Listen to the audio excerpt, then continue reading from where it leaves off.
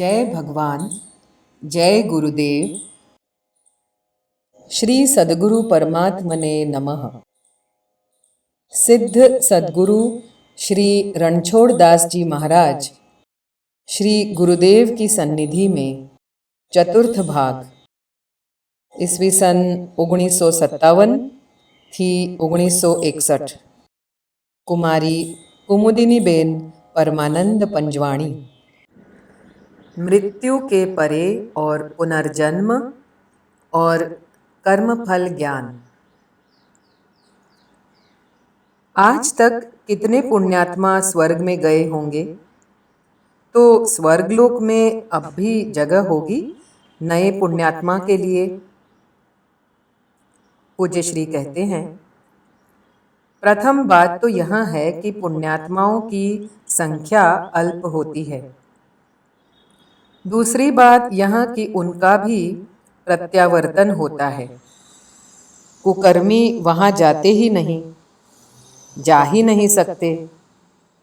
कुकर्मी अवश्य ही कीट पतंगा आदि योनियों में जाते हैं। वे बार बार जन्मते तथा मरते हैं, इसलिए पृथ्वी लोक में ही वे जन्म मरण के चक्र में फंसे रहते हैं। तीसरी बात, स्वर्ग लोक भर जाने की संभावना नहीं है, परंतु पृथ्वी लोक में ही जीव जंतु कीट पतंगा आदि तथा क्षुद्र मानव पशुओं से भर जाता है। स्वर्गलोक तो खाली रहता है। जन समूह अधिक संख्या में पाप वृत्तियों में प्रवृत्त रहता है। चौथी बात, पुण्यात्माओं का भी स्वर्ग में कुछ सीमित समय तक ही निवास प्राप्त होता है। भोग से पुण्य कर्म क्षय होने पर उन्हें भी वहां से निर्वासित किया जाता है। स्वर्ग या पितृलोक में गए हुए प्राणियों को प्रत्यावर्तन का प्रकार क्या है? स्वर्ग या पितृलोक के प्राप्त कर्म समूह से भोग के अनंतर वहां से वक्ष्यमाण मार्ग से प्रत्यावर्तन करते हैं।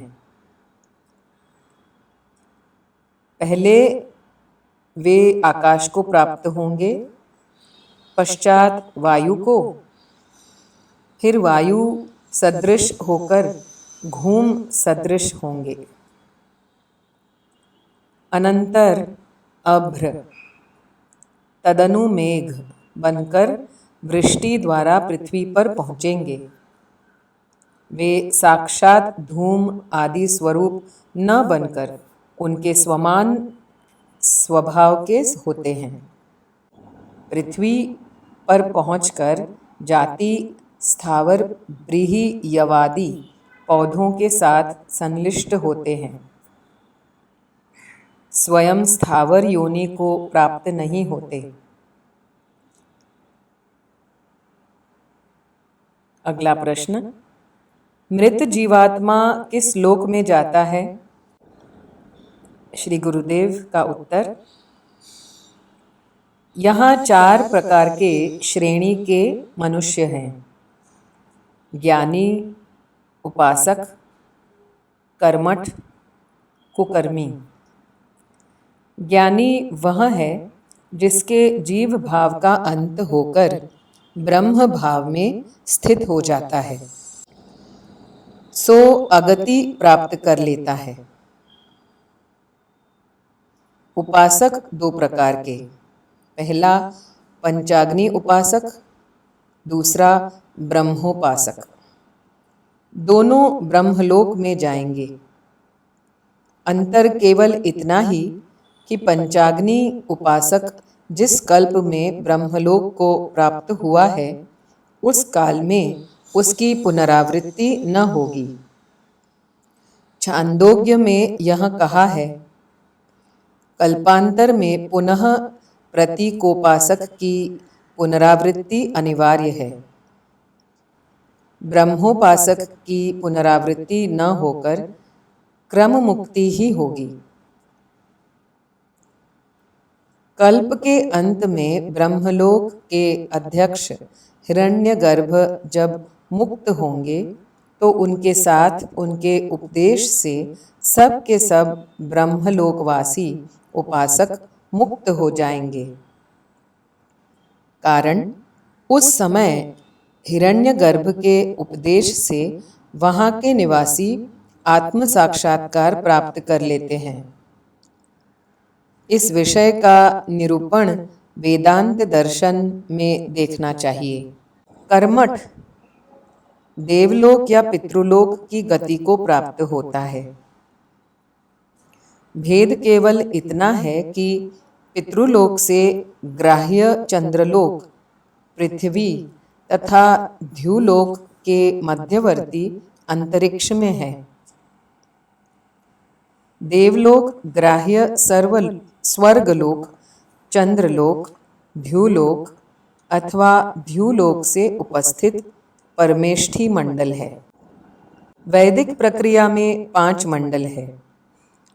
स्वयंभू मंडल, दूसरा परमेष्ठी मंडल, तीसरा सूर्य मंडल, चौथा पृथ्वी मंडल और 5वां पृथ्वी के ऊपर अंतरिक्ष के एक देश में स्थित लघु चंद्र मंडल। इन 5 मंडलों में भूरादि सप्तलोक का समावेश हो जाता है और एक एक लोक की 2-2 बार गणना करने से 3 त्रिलोकियों का स्वरूप निष्पन्न होता है।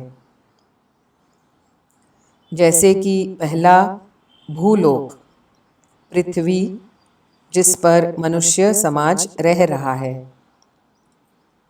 ध्युलोक जिसमें सूर्य दैदीप्यमान है, जिसे सूर्य मंडल कहा है।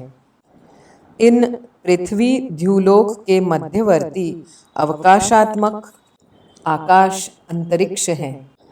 इन तीनों को एक त्रिलोकी बनी। 2 मंडलों की दृष्टि से इस त्रिलोकी का नाम रोदसी है। दूसरा है ध्युलोक और जन या जनलोक। इन दोनों के मध्यवर्ती मह नामक आकाश को मिला लेने से स्वः, महः, जनः इन तीनों की द्वितीय त्रिलोकी बनी। ध्युलोक का अपर दूसरा नाम स्वः या सूर्यमंडल है। जनलोक नामांतर ही परमेष्ठी मंडल है।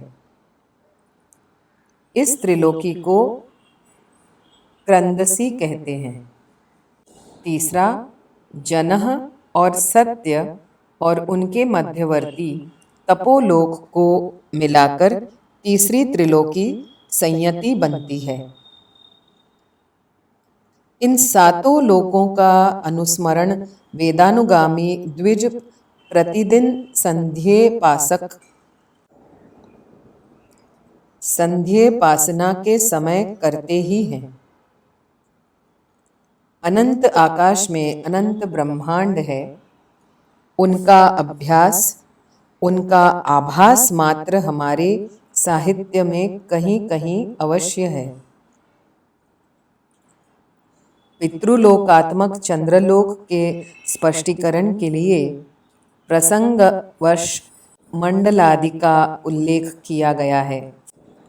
आकाश के शीत कटिबंध, उष्ण कटिबंध, मध्य कटिबंध एवं नागवीथी, अजवीथ्यादि 9 वीथियों का शास्त्र वर्णित विवरण आवश्यक होने पर भी स्थान संकोच के कारण नहीं किया जा सका।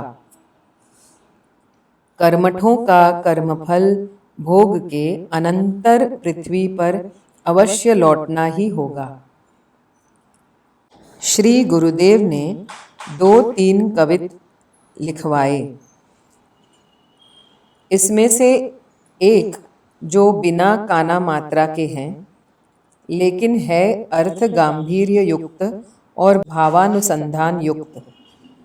सकल करम खल दहन कमठ शठ पवन कनग नग धवल परम पद रमन जगत जन अमल कमल खग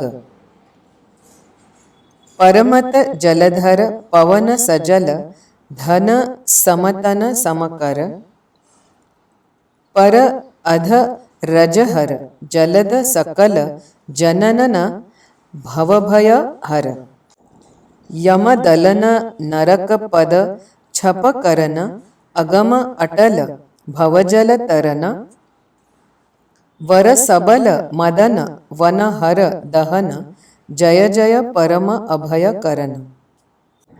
सर्व कर्मों को नष्ट करने वाले शठ यक्षरूप पवन की गति को अवरुद्ध करने वाले सुमेरु पर्वत के समान निर्मल परम पद अर्थात मोक्ष में रमण करने वाले जगत के मनुष्य रूप कमलों को प्रफुल्लित करने वाले सूर्य दूसरे धर्मरूप बादलों को दूर करने वाले पवन जल से भरे हुए बादलों के जैसे श्याम शरीर वाले औरों के पाप रूप रज अर्थात मैल को धोने वाले मेघ सर्व नम्र जनों का संसार भय दूर करने वाले भय का बराबर मृत्यु का दमन करने वाले नरक पद के बंध का छेदन करने वाले अगम्य और अथाह ऐसे संसार सागर से पार उतारने वाले बलवान कामदेव रूप पवन का दहन करने वाले अग्नि जैसे परम अभयदाता ऐसे भगवान का जय हो जय हो जय हो। श्री रामचंद्राय नमः। श्री पतित पावन चरण कमलेभ्यो नमः। श्री सद्गुरु परमात्मने नमः।